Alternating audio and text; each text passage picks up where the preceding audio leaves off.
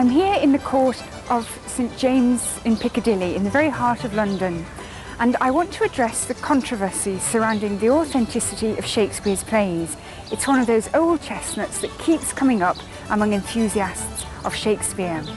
It seems to me there is very little argument surrounding it if you start to research it properly.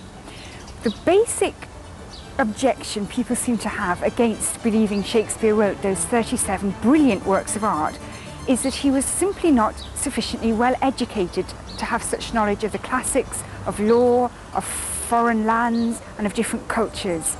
I think it's important to remember that as a boy at Stratford, Shakespeare had the opportunity to attend the grammar school there, and the grammar school education of Elizabethan times was excellent. They were absolutely soaked in an understanding of the classics and the great poems and histories. Also, living in a great metropolis like London, Shakespeare would have been absolutely surrounded by people with knowledge of very, very different areas of life, different experiences, and he obviously had the most absorbent and impressionable mind to take that all in. We know that the William Shakespeare of Stratford was the same William Shakespeare of London because of many, many correspondences that exist between his two lives in those two different cities.